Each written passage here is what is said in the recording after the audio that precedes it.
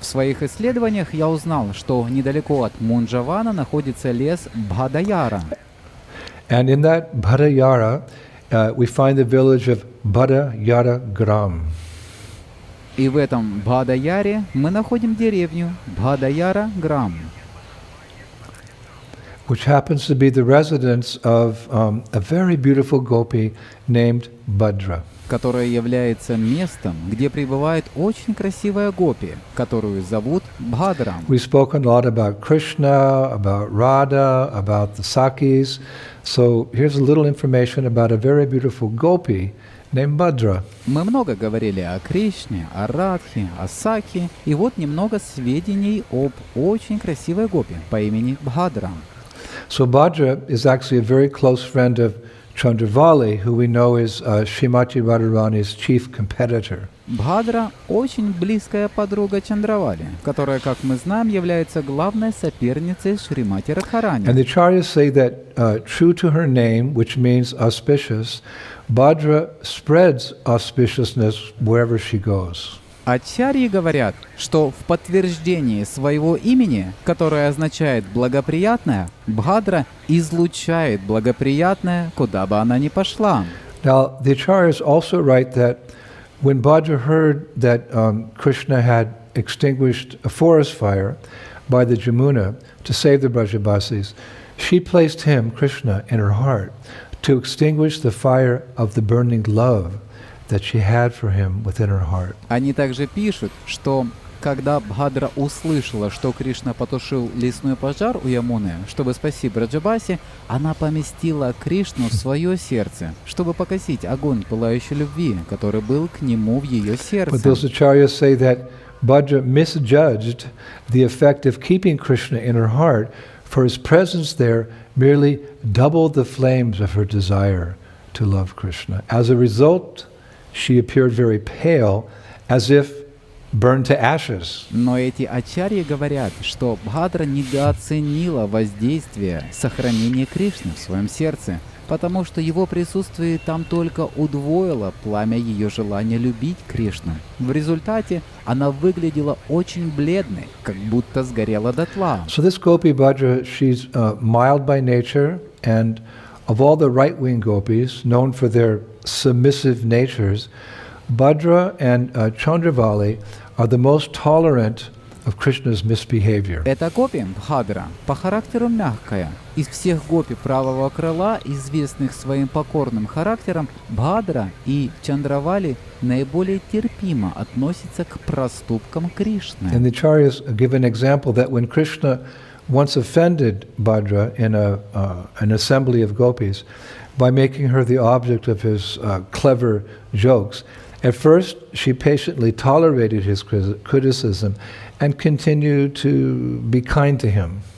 Ачарьи приводят примеры, что когда Кришна однажды оскорбил Бхадру в собрании гопи, сделав ее объектом своих остроумных шуток, сначала она спокойно терпела его критику и продолжала быть доброжелательной к нему. Only when she noticed one of her less submissive friends respond by moving her eyebrows in anger, did Bhadra herself show displeasure by knitting, it's described, knitting her eyebrows and shooting angry glances at Krishna. Только когда она заметила, что одна из ее менее смиренных подруг отвечает, сдвинув брови в гневе, описывается, что Бхадра сама проявила недовольство, нахмурив брови и бросая на Кришну сердитые взгляды из уголков глаз. And although Bhadra's temperament is mild, it's described she can put that aside to do the needful for Krishna's pleasure. Хотя у Бхадры мягкий характер, описывается, что она может забыть об этом, чтобы делать все необходимое для удовлетворения Кришны. Actually, some gopis once observed that she can be soft as a rose, but also as hard as a thunderbolt. Некоторые гопи однажды заметили, что она может быть мягкой, как роза, но также такой же сильной, как удар молнии. For example, Bhadra is so faint-hearted that she's afraid to enter a shady grove in daylight. But in order to find Krishna, she once searched a forest of tamal trees on a moonless night, a dark night, alone but unafraid. Например, Бхадра настолько робкая, что она боится войти в тенистую рощу при свете дня.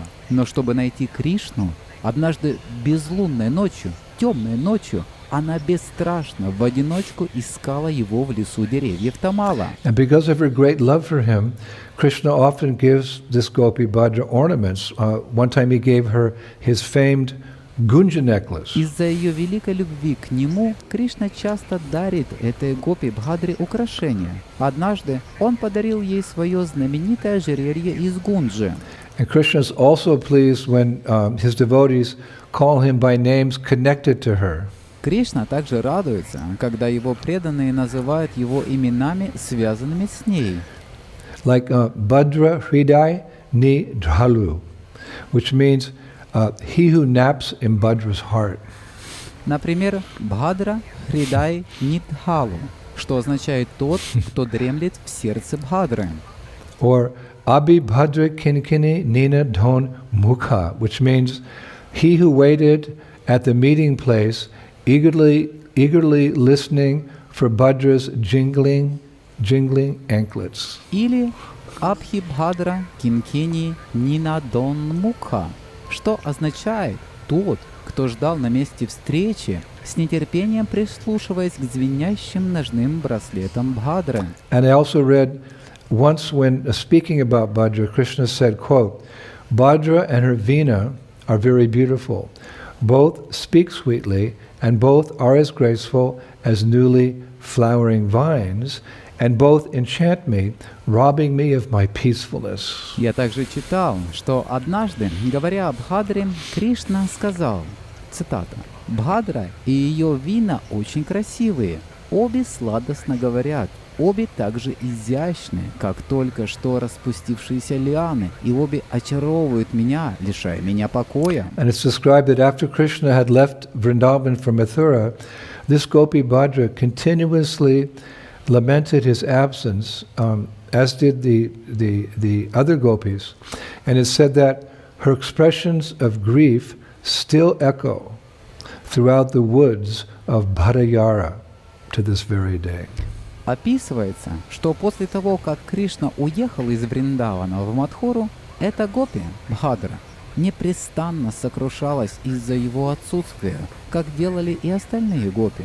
Говорится, что проявления ее печали и по сей день эхом разносятся по лесам Бхадаяры. And that echo says, O bird of my life breath, even though in your presence your beloved Krishna hastily climbed aboard the chariot, still you refuse to abandon this slain body that has become your nest, the life breath. Это эхо говорит: «О, птица моего жизненного дыхания, несмотря на то, что в твоем присутствии твой возлюбленный Кришна поспешно взобрался на колесницу, ты все равно отказываешься покинуть это сраженное тело, которое стало твоим гнездом, жизненным дыханием». Very deep. Очень глубоко. So this Gopi Bhadra, she's also famous as one of the gopis who ran through the night when Krishna played his flute at Dira Shamira. Эта гопи Бхадра также известна как одна из гопи, которая прибежала ночью, когда Кришна играл на своей флейте в Дхира Самире. In his writings, Jayadev Goswami advises one to chant the Hare Krishna Mahamantra at Dira Samira and peacefully recall the loving exchanges Radha and Krishna enjoyed there. В своих писаниях Джаядева Госвами советует повторять Харе Кришна Махамантру в Дхира Самхире и умиротворенно вспоминать любовный взаимообмен между Радхой и Кришной, которым они здесь наслаждались. And I also read that Srila Vishwanath Chakravarti Thakur writes about Dira Shamira in his Sarata Darshini commentary on the 10th canto of Srimad Bhagavatam. Я также читал, что Шрила Вишванатха Чакраварти Тхакур пишет о Дхира Самхире в своей Саратха Даршине, комментарии к 10-й песне Шримад Бхагаватам. This is what he writes. Вот что он пишет. Quote, once as Sri Krishna was walking away from Vamsivat, not far away a gentle breeze sprang up from his flute playing. And since that time, learned souls have called that area Dira Samira. Цитата. «Однажды, когда Шри Кришна ушел недалеко от Вамшивата, от его игры на флейте поднялся легкий ветерок, и с тех пор сведущие души называют это место Дхира Самхира. Now in that verse, Srila Vishwanath Chakravarti Thakur mentions Vamsivat. В этом стихе Шрила Вишванатха Чакраварти Тхакур упоминает Вамшиват. Actually, Vamsivat is a banyan tree, Vata, next to the Jamuna river, beneath which Krishna once played his flute, Vamsi, to call the gopis for the rasa dance that we mentioned. В действительности, Вамшиват – это баньяновое дерево, вата, рядом с рекой Ямуны, под которым Кришна однажды играл на своей флейте, вамше, чтобы созвать гопи на танец раса, о котором мы упоминали. So this took place actually on the full moon night of the autumn season, which we call Sarat Purnima. Это происходило в ночь полнолуния осенней поры, которую мы называем Шарат Пурнима. It's a very beautiful, very famous pastime in our Gaudiya Vaishnava tradition. Это очень красивая, очень известная лила в нашей гаудия-вайшнавской традиции. And as such, the pastime is described in 5 chapters of Srimad Bhagavatam, 5 famous chapters, which the acharyas call Rasa Pancha Dhyaya. Rasa Pancha Dhyaya. Такая лила описана в 5 главах Шримад Бхагаватам, в 5 известных главах, которые ачарьи называют Раса Панча Дхьяя. So I thought we could begin discussing this pastime in detail today. Я подумал, что мы можем начать подробно обсуждать эту лилу сегодня. And there's many valuable details we can find in our Gaudiya Vaishnava scriptures. Есть много ценных подробностей, которые мы можем найти в наших гаудия-вайшнавских священных писаниях. For example, I went through the following scriptures. Например, я изучил следующие священные писания. Prabhupada's book, Krishna, the Supreme Personality of Godhead, chapters 29 to 33. Книгу Прабхупады «Кришна, Верховная Личность Бога», главы с 29 по 33. Gopal Champo, Purva Champo, chapters 23 to 27. Гопала Чампу, Пурва Чампу, главы с 23 по 27. Brahma Vaivarta Purana. Брахма Вайварта Пурану. Krishna Janma Kanda, chapter 29. Кришна Джанма Канду, 29 главу. And Harivamsa Purana, the Vishnu Parva part, chapter 20. И Харивамша Пурану, часть Вишну Парва, 20 главу. And of course, as always, the books of my godbrother Shivaram Swami are always a big help. И, конечно, как всегда, книги моего духовного брата Шиварама Свами также являются большой помощью. So, the acharyas say that the Rasa Leela pastime had its beginnings, for all practical purposes, when Krishna was 6 years old, almost 7 actually, at the end of the first month of winter, which we call Marga Shirsha. Итак, ачарьи говорят, что раса лила относительно всех точек зрения началась, когда Кришне было 6 лет, на самом деле почти 7, в конце первого месяца зимы, который мы называем Марга Ширша. This is when Krishna stole the clothes of the gopis at Chirgat. We told that pastime several months ago. Это когда Кришна украл одежды гопи в Чиргагате. Мы рассказывали эту лилу несколько месяцев назад. And at that time, Krishna made a promise to the gopis that he would enjoy with them in the future. В то время Кришна пообещал гопи, что в будущем он будет наслаждаться вместе с ними. And the acharyas say that he intended to fulfill his promise with a rasa dance on the full moon night of the month of Kartik, which was going to come sometime later, of course. Ачарьи говорят, что он намеревался выполнить свое обещание с помощью танца раса в ночь полнолуния месяца Картика, который, конечно, должен был наступить немного позже. But during that month of Kartik, which came later, a whole string of events took place which delayed, that rasa dance. Но в течение этого месяца Картика, который наступил позже, произошла целая череда событий, которые отсрочили этот танец раса. Krishna planned it would take place in the month of Kartik. Кришна планировал, что он состоится в месяц Картика. But on the dark moon day of Kartik, Krishna was busy preaching the doctrine of karma mimamsa to his father, Nanda Maharaj. Но в темную половину месяца Картика Кришна был занят проповедью учения карма-мимамсы своему отцу Нанда Махараджу. Then on the first day of the waxing moon of Kartik, we remember Govardhan Puja took place. Затем, в первый день растущей луны в месяц Картика, мы помним, что проводилась Гавардхана Пуджа. So no rasa dance. Поэтому нет танца раса. The next day was the feast of Bhaturi Dvitwiya by the Jamuna. We discussed that big feast before. На следующий день был пир Бхатури Твия у Ямуны. Мы говорили об этом в большом пире раньше. So no rasa dance. И поэтому не было танца раса. Then for 7 days, up to the 9th day, if you calculate, Krishna held up Govardhan Hill. Затем, если вы посчитаете в течение 7 дней до 9-го дня, Кришна держал холм Гавардхан. And then on the 10th day of the waxing moon, the cowherd men discussed the whole incident of Krishna's lifting Govardhan Hill. А затем, на 10-й день растущей луны, пастухи обсуждали все событие, как Кришна поднял холм Гавардхан. So no chance for Krishna to fulfill his promise. We'll do Rasa Leela in Kartik. Поэтому у Кришны нет возможности выполнить свое обещание. Мы проведем Расалилу на Картику. Then on the 11th day, what happened? On the 11th day, Lord Indra bathed Krishna. Что произошло затем на 11-й день? На 11-й день Господь Индра совершил омовение Кришны. And on the 12th day, Nanda Maharaj was kidnapped by Varuna's servant. На 12-й день Нанда Махарадж был похищен слугой Варуны. And then finally, on the full moon day of Kartik, Krishna showed you remember, he showed the spiritual world to the cowherd men of Braja at Akuragat.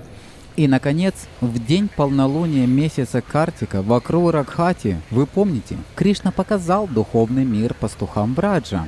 And with that, the month of Kartik came to an end. И на этом месяц Картика подошел к концу.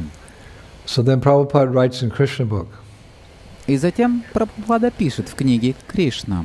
quote, it appears from the statements of Srimad Bhagavatam that Krishna had to wait another year for such a moon before enjoying rasa dance with the gopis.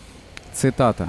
Это следует из утверждений Шримад Бхагаватам, что Кришне пришлось ждать такую же луну еще год, прежде чем насладиться танцем раса с гопи. So technically, you could say technically, it wasn't until Krishna was almost 8 years old, like 2 years later, that he was able to fulfill his promise to the gopis, which finally happened on a full moon night during a month of Kartik, as he had originally planned. Можно сказать, чисто технически, это не произошло до тех пор, пока Кришне не исполнилось 8 лет. Так, 2 года спустя Кришна смог выполнить свое обещание гопи, что в конце концов произошло в полнолуние месяца Картика, как он изначально задумал. Now, just how that rasa dance finally manifested is very, very interesting. Как танец раса наконец состоялся, очень-очень интересно. If we go through our scriptures, if we take the time to go through our scriptures, we find so many jewels, like you go into a treasure chest, you get pearls, emeralds, diamonds, sapphires. Если мы потратим время на изучение наших священных писаний, мы найдем так много драгоценностей, как будто вы отправились в сокровищницу, где находятся жемчуг, изумруды, бриллианты, сапфиры. That's why we see today there's so much emphasis on studying Srila Prabhupada's books on a regular basis. Вот почему мы видим, что так много внимания уделяется регулярному изучению книг Шрилы Прабхупады. So in our shastras we find that one day, as Krishna was wandering around Vrindavan forest, he found a tamal tree leaf on the ground with the following message from Sri Radha written on it. В наших шастрах мы обнаружили, что однажды, когда Кришна бродил по лесу Вриндавана, он нашел на земле лист дерева тамала с написанным на нем следующим посланием от Шри Радхи. Here's the message. Вот это послание. Quote, always thinking of your transcendental beauty, I burn in Cupid's fire. When I hear the sweet strains of your flute, your black effulgence appears to engulf me. I am then lost to you in every way. Still I find that you are distant from me. Alas, I have not attained you. Постоянно думая о твоей трансцендентной красоте, я горю в огне Купидона. Когда я слышу сладостные звуки твоей флейты, твое темное сияние словно поглощает меня. Тогда я растворяюсь в тебе во всех отношениях. И все же я нахожу, что ты далеко от меня. Увы, я не обрела тебя. So reading these words of Srimati Radharani, Krishna inspired Krishna to, really start arranging the rasa dance that he had promised these gopis. Чтение этих слов Шримати Радхарани вдохновило Кришну на то, чтобы действительно начать устраивать танец раса, который он обещал So that гопи. night at Nandagram, it's described he tucked his flute into his belt, climbed out the window of his room, and hurried towards the banks of the Jamuna and that banyan tree, soon to be known as Vamsiva. Описывается, что в ту ночь в Нандаграме он заткнул свою флейту за пояс, вылез из окна своей комнаты и поспешил к берегам Ямуны и к тому баньяновому дереву, которое вскоре станет известно как Вамшиват. And there he famously played his flute. И там он превосходно заиграл на своей флейте. And it was interesting, I read that when he played his flute, he first called Shirada to Vamsivat. Это было интересно. Я читал, что когда он играл на своей флейте, он сначала позвал Вамшиват Шри Радху. It said that the melody Krishna played to call Radha had never been heard on the earth planet before. Говорится, что мелодию, которую Кришна играл, чтобы позвать Радху, никогда ранее не слышали на планете Земля. So here's the flute's message to Sri Radha. Итак, вот послание флейты для Шри Радхи. O Radha, with a face as sweet as the moon, O creeper of amorous love, for a long time your qualities have been piercing my heart. Please be merciful to me. О Радха, со сладостным ликом, подобным луне, о лиана романтической любви, долгое время твои качества пронзают мое сердце.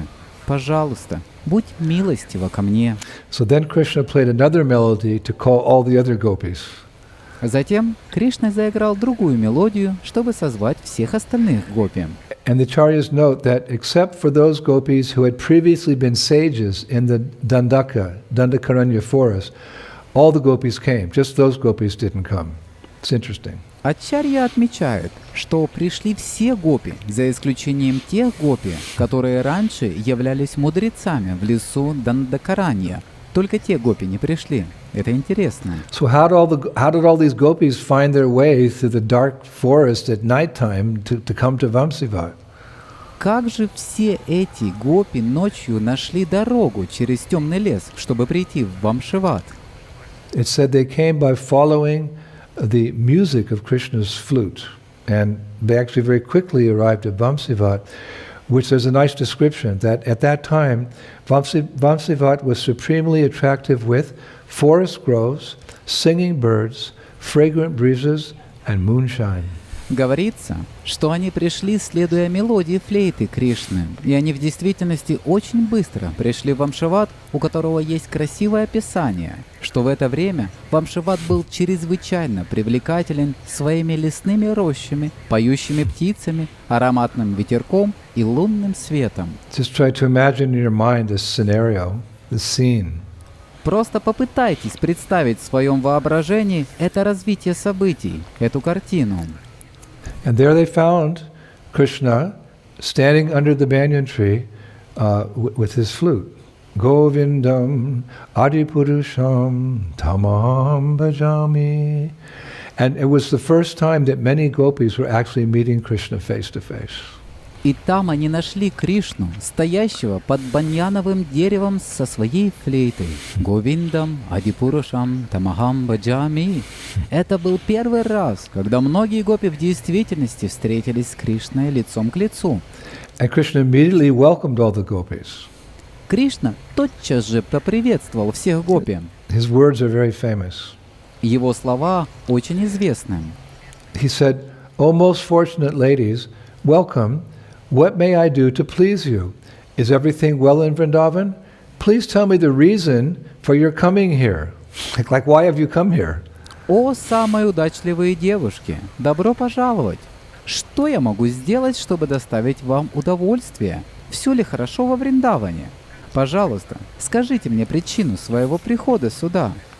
Как будто он спросил, зачем вы сюда пришли? So these words surprised the gopis, for it was Krishna himself who would call them to Vamsivat with his flute. Эти слова удивили гопи, поскольку это был сам Кришна, который созвал их в Вамшиват своей флейтой. So then Krishna confused them even more by suggesting that they be chaste girls and go home and worship him in their homes. Затем Кришна смутил их еще больше, предлагая им быть целомудренными девушками и отправиться домой и поклоняться ему в своих домах. So it's described at this point the gopis contemplated doing three things.